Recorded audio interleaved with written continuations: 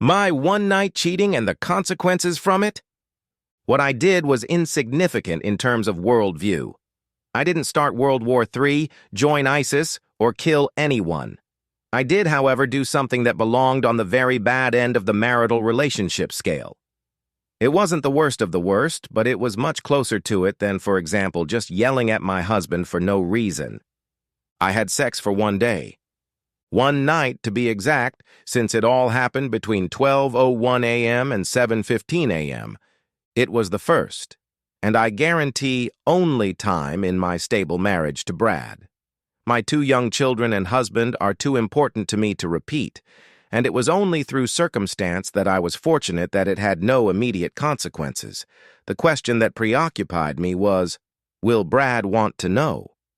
Would he prefer to remain in ignorance, especially since there was no way he would ever find out unless I told him? It would certainly spare both him and me some real emotional pain. Would he prefer that I show the honesty that characterized the rest of our relationship, even if it was a big hurdle we would have to overcome? Am I seriously considering the latter option just because confession is good for the soul, even if it is bad for the marriage? These thoughts occupied me so much that I had to make some final decision or I would go crazy. It made me think back to what had happened. I was a star student and dancer in college, and after graduation I took a full-time job in a field I loved and didn't have a long-term goal of getting married. I'd just see what happened. A year later I met Brad, fell in love. 8 months later we were married. And by the time I turned 26, we had twins, a boy and a girl. It changed me. Neither Brad nor I wanted the very first years of our children's lives to be determined by a nanny or childcare provider, so I quit my job and raised the kids full-time until they both went to kindergarten and I turned 31. By then, Brad had established himself in his business and could work from home many days, so we could easily split the before and after school childcare. I was ready to get back to work. I was quickly back on the job market. One of the requirements for me was no travel, and that was until the 1-year anniversary of my employment when I chose to either tread water or jet ski my career. I chose jet ski for both money and responsibility, but still no travel, except for a week-long seminar that was mandatory if I wanted a promotion. When I got to the seminar, I was shocked to see that one of the presenters was Terry Boswell, who I had known since college. Terry was mega nice, student body president, and a genuinely nice, compassionate, and considerate guy. I had always hoped he would ask me out, but since I had never asked a guy out in my life, for some reason, though I honestly don't know why, I always had dozens of suitors. And he didn't understand my subtle hints or just wasn't interested. Things didn't work out between us. Terry recognized me right away. "Hi, Amy," he said with a huge grin as he hugged me. "Wow, you look even better than you did in college, if that's possible." "You've aged a lot, Terry," I replied, also smiling, though I thought to myself, if I looked so good in college, how come you never asked me out? However, that thought quickly faded from my mind when we started talking about the upcoming seminar. Terry was the only faculty member for the 2 sessions I was to attend, and a panelist for the other, and seemed to be doing organizational duties for the conference as a whole. I later learned that he was one of the 3 owners of the company that was hosting the workshop, with the help of 2 employees. The information in most of the sessions was extremely useful for the jobs I was being promoted to, especially the 2 that Terry led. It was a good group of people, except for the half-dozen guys, most of whom were married, who picked on me. I fought them off skillfully and only verbally, except for one who had to be punched in the face. I had a particularly good time with a group of 3 women and 2 guys from Texas, and we almost always had dinner together.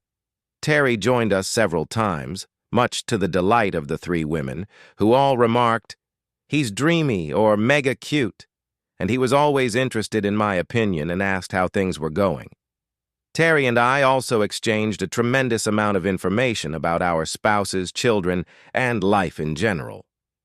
The only truly bad part of the conference was that I desperately missed my family. I talked to the kids and Brad twice a day, but it wasn't the same as cuddling with the kids or making love to Brad. Brad and I had an active sex life. We liked to make love at least 3 times a week, and more often 5 or 6. In fact, with the exception of 2 weeks before and 6 weeks after giving birth to the twins, I don't think there was even 3 days in a row that went by that we didn't have sex in one form or another. Friday was the last day of the workshop, but the class continued until 6 o'clock, and then there was dinner and a reception, which was held in a hospitality suite a floor above my room. Since the last class I was in, along with 2 classmates and the instructor, solving a complex real-life problem that my classmates and I were to face in the near future, I didn't finish my work until 7 in the evening. My call to Brad and the kids lasted almost an hour because they were chatty and had had a wonderful, eventful day, and each kid demanded that I talk to her or him alone for at least a significant portion of the conversation.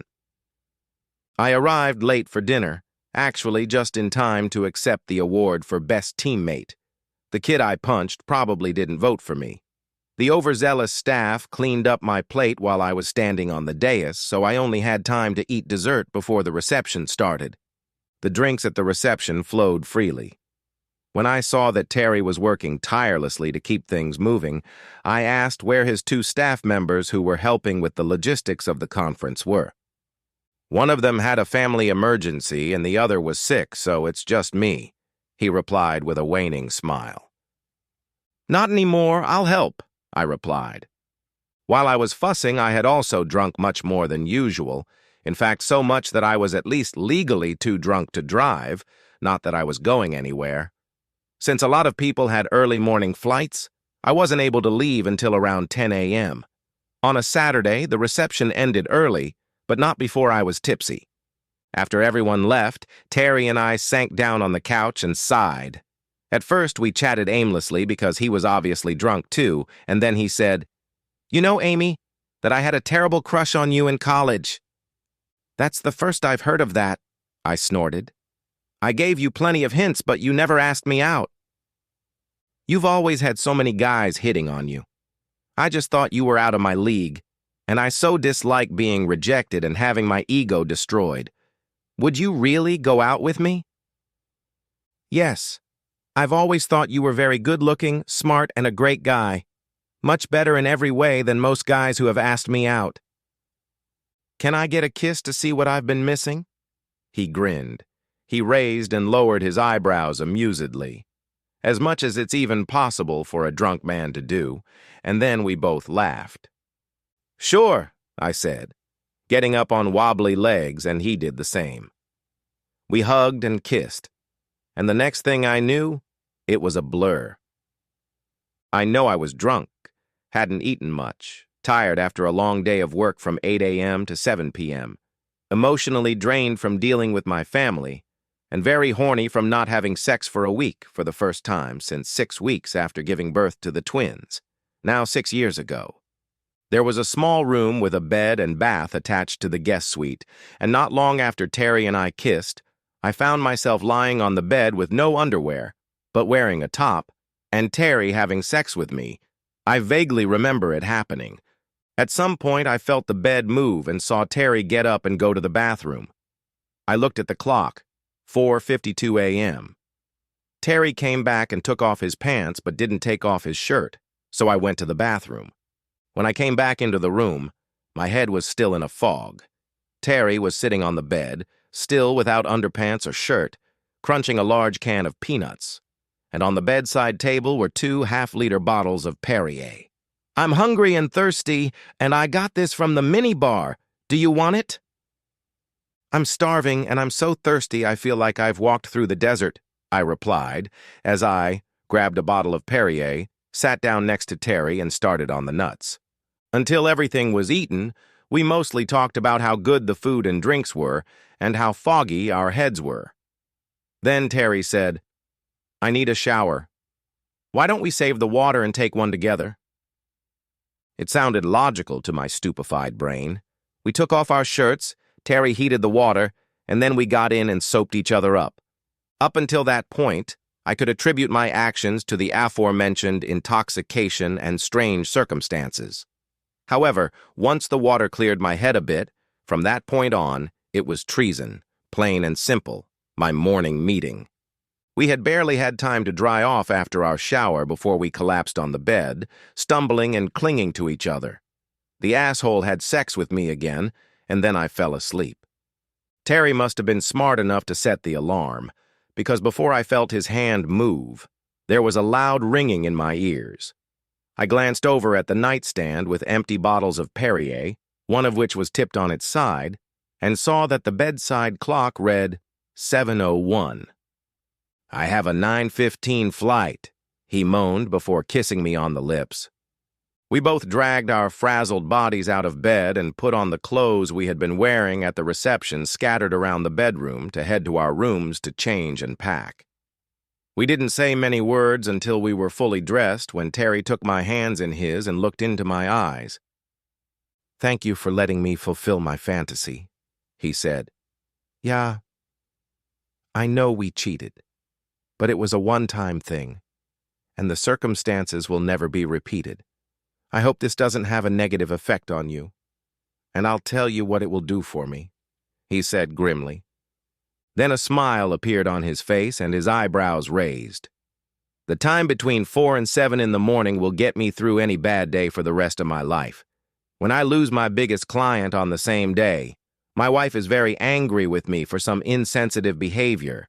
My kids are moody and obnoxious. It's raining and a car is lapping up water as it whizzes by. I'll stop and think. I'll think about that morning when my fantasy came true, when I had sex with a goddess, and every circuit in my nervous system worked like crazy, and my mind was flooded with endorphins. Thank you, goddess." Then we kissed on the lips, and he turned and walked out the door into the waiting room without looking back. His words would have knocked my socks off if I had been wearing socks. My mind began to fully comprehend what had just happened. I have a tendency to rate most of my experiences, and I automatically rated this one as well. While Brad was definitely in my top 5, I had to admit that this one with Terry was in the top 10, maybe even 6th place. As I started to get dressed, I noticed for the first time that my panties were gone. "That asshole must have taken them," I grinned to myself. Walking out of the waiting room, I looked both ways to make sure no one was in the hallway and walked up the stairs to my room. I showered again, washed myself thoroughly, put the clothes I had left over from the night before into a wash bag, got dressed, got ready, and went down the hall. I caught a glimpse of Terry hurriedly getting into a cab. I hoped he'd catch his flight as I walked through the lobby to the coffee shop. I grabbed a brownie and a cup of coffee, sat down at the table to eat them, and by 8:15 I was in my cab and on my way to the airport. As I flew home, my mind went blank. I was able to focus a little on some of the important things I had learned at the seminar and successfully avoided thinking about how I had changed. Brad and the twins were thrilled to meet me, and I was thrilled to meet them. We had a completely lively and fun walk through the airport to the car and drove home, stopping for lunch at our favorite fast food restaurant. After lunch, we took the kids to the park, swam in the community pool, ate a simple but delicious and nutritious dinner that Brad and I had made together, and put the tired kids to bed early. When the kids were asleep, Brad and I each grabbed a couple glasses of wine and sat down in the living room. We talked a little about what had happened during my absence, rejoiced that neither of us had any travel planned in the near future, and after emptying our glasses, we started kissing and then made love. By the time the kids came running into our room to get up and play around 8 o'clock Sunday morning, Brad had sex with me 3 times. The only downside? I wish Brad had whispered, "You're a goddess," in my ear. Fortunately, that only affected Terry's words for a second, as my baby girl jumped into my lap and demanded attention while I tried to cover my breasts. Although I sometimes wondered about it, I didn't agonize over my fall off the train, as I euphemistically called it, for months. Life at work, where I got a promotion, loved my new job, and made high grades in the seminar, even without the A+ on the last morning, Brad and the kids were doing just fine. Then a series of events over the course of 3 days focused my thoughts on my falling off the train. The first was a story that Gail, a mutual friend of Brad and I, told me about how she was divorced because her husband cheated on her. I didn't pry the details out of Gail, but from what she said it had happened several times, and what she considered a more serious offense than cheating was that he had blatantly lied to her about it. Then I read an article in Cosmo, one of my only guilty pleasures, about a one-night stand relationship and the possible consequences. And finally, on a rainy day, after the kids were sullen at breakfast because they were arguing about some stupid kid thing, when I was trying to stay dry under an umbrella while walking from the parking lot across the street from my building to my office, when a car whizzed by and didn't wet me a millimeter, what Terry had said after we had sex came back to me in all its glory. It had been a very unproductive morning. I finally decided to consult with my best guru friend Joan first and second when an assistant burst into my office with an urgent matter. Joan and her husband Rob claimed to work in the import-export business. They often traveled unannounced. They never talked about their work, skillfully quashing any attempt to drag them into it. They are bright, pleasant to be around, and the most discreet people I know. I, and many of our friends, are sure they serve in the CIA, DIA, NASA, or something even more secretive. Joan and I had lunch 2 days after I was nearly splattered, and I really had an epiphany. Like I said, she's my best friend and I can talk to her about anything. We are very frank with each other. Joan, I have a dilemma, I began, stirring my lemonade with a spoon after we had talked over family matters and started eating. I don't know if I should tell Brad about what happened. What? She asked, raising an eyebrow. I didn't need to preface my answer with, don't tell anyone, because even the Russians wouldn't be able to pry information out of her. So secretive was she. I had one night of sex, actually one morning, on the last morning of my trip to that seminar before I got promoted a few months ago. With who? With a guy I'd known since college who was one of the organizers of the seminar. How did that happen? Drinking, fatigue, and then attraction? Have you been in contact with him since? No, and I haven't. It was a completely unrepeatable incident. I love Brad too much and feel very guilty about it. However, Brad and I have always been honest with each other, and I wonder if he would want to know, I concluded, trying to maintain eye contact with Joan. But I was having a hard time doing so. Would you want to know? She asked. Maybe, but I don't want to soothe my conscience at the expense of his pain if he doesn't want me to. As you can see, professionally, Joan is probably a skillful interrogator. In less than 24 words, she got all the important information out of me. People are different. Some want to know, no matter what.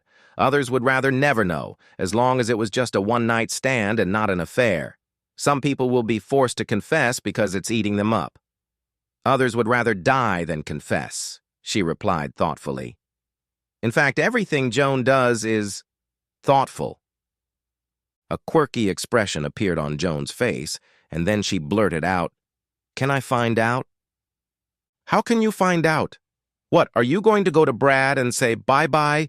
Don't you want to find out if Amy cheated on you?" I'm a little more subtle than that, Joan laughed, despite the lack of levity in the situation. So what is it? Do you trust Rob? I won't name you, but I'll ask him to sneak around to find out. Although he might guess it himself, he's pretty smart. Joan sniggered. Quite clever? That's putting it mildly, I exclaimed, then thought for a moment.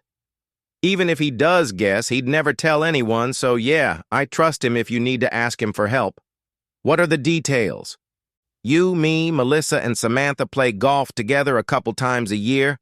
I'll ask Rob to play with Brad and their husbands, maybe on the same day. Have a couple beers with them and broach the subject.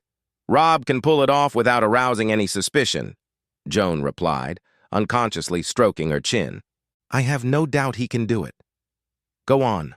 The Saturday after the upcoming one would be perfect, since Brad's parents have asked to take the kids for one day. Try to arrange that. I won't be able to participate, I replied. I'll call you today or tomorrow with the information, Joan said. Then she asked nonchalantly, by the way, how did it go? And then raised an eyebrow and smiled. You fool, I snapped playfully. That's not part of the deal, laughed Joan. Then we talked about current events and a charity fundraiser she wanted me to help with. Joan called me in the evening after our dinner. The kids had already gone to bed and Brad was engrossed in a baseball game on TV, so he could do without stroking my body for a few minutes while I talked quietly with Joan. So soon? I asked. Rob agrees with one caveat, to get women's perspectives on the same issue, she replied quickly. I paused for a second. You can do that, can't you, Nancy Drew? I grinned. Yeah, just watch me, she muttered back. You're not going to drag me in, are you? I inquired. You'll have to speak your mind. But there's no way in hell anyone would guess. Trust me, she hummed. Come on, girl. I chuckled and hung up. Queen of the organization that she is, Joan had arranged for 2 foursomes at the country club she and Rob belonged to for Saturday, which I suggested. I had to substitute Kristen and Jim for Samantha and Harry, but that was okay. The guys played at 8:15 a.m. and we played at 10:15, so we wouldn't cross paths with them at 19 Green Bar and Grill. Joan got a call after golf, and just before we sat down to lunch, she spoke to us briefly and then laughed. I threw her a, "How are you?" look. She chuckled and replied, "I'll tell you later." Joan was a master of bringing it up as we drank mint juleps and ate turkey sandwiches on the 19th green after a round of golf. We were all in a good mood. Melissa mentioned something about Gail's impending divorce, and Joan pounced on it like the most elusive pit bull in history. I think if Rob had an affair, that would get me. He'd be history, Joan pondered aloud. Especially with his lies, Melissa chimed in. Yeah, but here's an interesting question, Joan continued nonchalantly. What if it had been a one-night affair? Would you want to know, or would you remain blissfully ignorant? And if you did know, what would you do about it? Melissa and Kristen argued about it, Joan adding her 2 cents. Kristen then looked at me. What about you, Amy? I took a sip of my drink and then slowly gave out my already thought-out and well-prepared answer. I'd like to know primarily to assess the threat level, as I've heard the military say. I wouldn't demand details, but I would ask who. I'd also want to make sure that Brad was truly sorry, that he expressed a desire to make amends, and that it wouldn't happen again. And what would you do? Inquired Melissa. If I didn't perceive the threat level to be really high, a red alert, so to speak, I'd forgive him as soon as he assured me it wouldn't happen again and move on with my life. Wouldn't that hurt you? Joan asked the pre-planned question. Of course, everyone is different, but in my particular case, I consider my relationship with Brad to be quite strong, and I am confident in his love. The other 3 pondered this for another 5 minutes, and then Joan skillfully switched to discussing an upcoming fundraiser for a local women's shelter. As Joan and I drove home, I smiled at her and said, "You're a genius." "Thank you," she replied with a smile and a short bow. "I think it went well, and I'm sure Rob won't be disappointed." "What was that call you got before we sat down at the table?" "It was a call from Rob," she replied, and then there was an evil glint in her eyes. One of the men asked him if he could ask me to get the same information from women that he got from men about one-night stands. "Wow!" I exclaimed, completely stunned. I asked another question, even though I knew the answer. "Will Rob tell you which of the guys asked?" "I have a better chance of getting the nuclear launch codes, honey," Joan replied wryly. "I know, but it still wouldn't hurt to ask," I sighed. "Don't worry, sweet cheeks," Joan continued. "I'll still have the answer to your burning question. Would you like me to make the call? Even though it will get me hot, why don't you wait and actually meet me for lunch on Monday?" "If that's what you want," Joan grinned. We then moved on to other topics. I underestimated how strong my curiosity was because I spent most of Saturday night, even though Rob and I went to a party, and most of Sunday thinking about how Rob would react to the "would you like to know" question. It didn't help that Rob was also acting a little insecure on Sunday. Finally came Monday at lunch. Hugging Joan as we greeted each other, I whispered to her, "I'm dying. Let me know right away." She looked at me with a straight face and said, "You know what?" and then laughed hysterically as I began to babble. "You've gone all red." She continued to laugh as she slid her body into the stall we shared. "You're so mean. Stop it before I give you a facial with this spoon," I grinned, picking up a dish rag from the table. All right, she giggled. "Rob told me that Brad said that if it doesn't threaten the marriage, that is, if it can't turn into an affair, Brad doesn't want to know. It would hurt him for no reason. And unless it soothes Amy's conscience, it wouldn't do either of them any good. Meaning you and him," Joan replied, and the amusement was gone from her voice. Interesting, I thought. "Is there anything else you can share?" I asked, just before the waitress appeared. "Rob called that guy who's been making inquiries about what wives think and told him what his wife said," Joan replied right after we ordered lunch. "Did you tell him what all the wives said?" "I had to. Otherwise, Rob would have told me exactly who made the request, and he, as you already know, will never do that. He won't tell anyone what each of you said," Joan replied. I know, I nodded. "Thanks again, Joan. You're my hero." I smiled and squeezed her hand. "So you won't tell your hero how good it was?" she hummed, raising an eyebrow. "You're an idiot," I snarled falsely, and we both laughed and then started talking about our families and the upcoming fundraiser.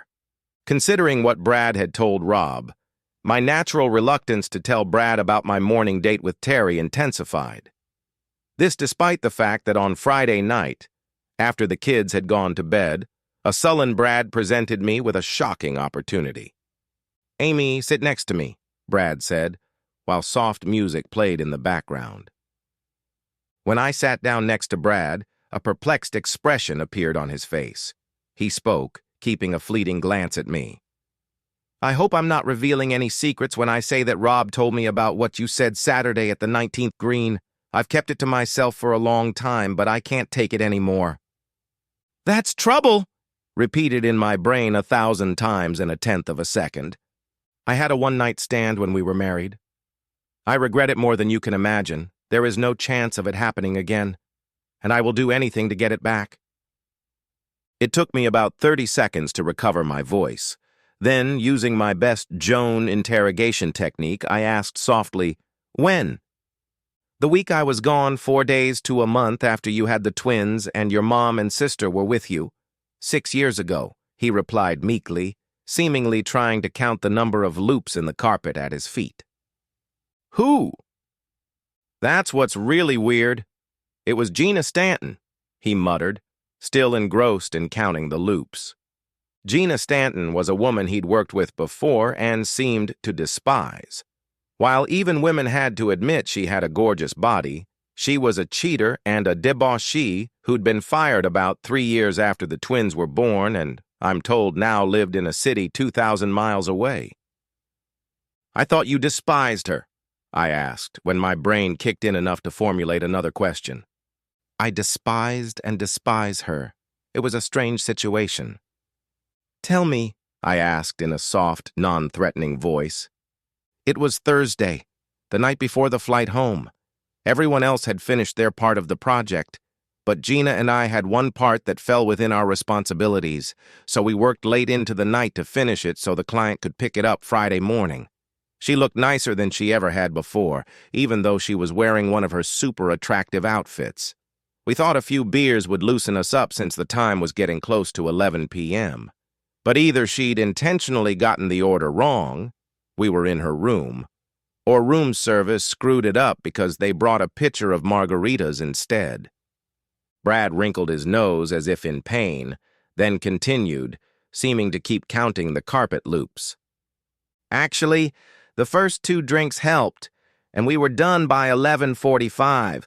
As soon as Gina put everything in a folder to pick up the next morning, I started to get up. "You can't leave until you help me finish this pitcher," she giggled as she poured me another glass. Like I said, she was much kinder than usual. Brad finally looked up and made eye contact for a moment, then continued. After 3 or 4 drinks, she undressed. At first I tried to pull her away, but we both, for some reason I can't explain, laughed. Most likely, though I don't remember it well. We had sex right there on the couch and then passed out. Brad sighed heavily. I could write off what happened as drunkenness, not the best reason, but at least an excuse. But I don't think I can blame it on what happened next. He looked at me, sighed again, and then continued. When we woke up the next morning, we both wanted to go to the bathroom, her first. When I came out of the bathroom, she was still naked, and she had this disgusted expression on her face. "Brad, we were both drunk last night, so I didn't get the experience from sex with you that I had hoped for." I told her, "Last night was a mistake. I cheated, and I'm deeply ashamed of it. Never again." Then she said, "I know you don't like me, Brad, but have you ever known me to lie?" That set me back. It got me thinking. In fact, despite her usually difficult character, she was brutally honest. When I said to her, "No, I don't know you to lie," she nailed me. "Nailed you?" I muttered. Brad didn't look at me, he just sighed. "Yeah," she said. "What I'm telling you right now is the plain truth. You and I are going to go into this bedroom. You're going to have sex with me, and then no one will ever hear about it. If you don't, Amy's new mother, will get a copy of the audio recording from last night." With those words, she disappeared into the bedroom. I thought about it for a long time. I didn't know if she had the audio recording or if she even needed it if she was going to tell you, so I made the decision to follow her. I had sex with her, she stayed true to her word, and to this day, no one has heard about it. "How did it happen?" I asked, surprising myself. Yeah, really don't want to give details," Brad said, seeming on the verge of tears. "I need to know a few more things. Brad," I continued, not abruptly, but firmly, "was she satisfied?" "If she wasn't satisfied, you would have found out from her a long time ago," he muttered almost inaudibly. Then he suddenly perked up. He looked me straight in the eyes and said, "I love you and only you, Amy. I have no chance of repeating that with anyone else, and I will never, ever have an affair. And whatever you want me to do to make up for it, I will." "Has this been eating you up for 6 years, Brad?" I asked, genuinely surprised. "Yes and no. Yes, taken to the extreme by my conversation with Rob on Saturday." I paused, looked him in the eye for a long time, and then said, "We'll work it out." Then I snuggled up to him and he turned on the TV. I can't tell you what we watched for the next 90 minutes before going to bed, and he probably can't either. Many women in my shoes would have reacted to Brad's confession in one of 2 ways. They would have gone into a rage, although that would have been irrational and hypocritical given the circumstances, or they would have admitted that they too had a one-night stand and asked for mutual forgiveness. I did neither. Not then, not ever. Brad and I didn't have sex that night or weekend. We mostly did things with the kids and watched movies when they went to bed. Brad looked in my direction a lot. There was pain in his eyes, pain in my heart. I was surprised that, given my similar fall from the train, especially since physically I had enjoyed myself immensely, and Terry's words had boosted my ego considerably, I felt the same pain as he did. Despite being a very confident person, I agonized over my attractiveness and desirability for days on end. In the end, I thought it through. There was no way I was going to put Brad through the doubts and agony with my revelation like he did me with his, especially considering he'd told Rob he wouldn't want to hear about a meaningless one-night stand, and considering I didn't need to confess to clear my conscience. I also completely understood his situation and wanted life to get back to normal as soon as possible. After the kids went to bed on Friday, a week after Brad had laid his bombshell on me, I snuggled up to him. In my most sultry voice, burrowing into his shirt and clutching his chest hair, I said, "Brad, I love you with all my heart, and I know you love me just as much. I never want to be with anyone else. I understand your situation, and to the extent that forgiveness is necessary, I forgive you. Now let's make love." By Monday morning, 6 love-making sessions later, everything was 100% back to normal. I almost never think about Brad's adventures and rarely think about mine. The only time I do is when the kids are cranky in the morning or the car almost splashes me in the rain. Then I think for a second about the fact that this is probably the 6th best love-making experience of my life, and the fact that I've been labeled a goddess. Then I go on with my day with a smile on my face. The end. Subscribe to my channel. Thank you.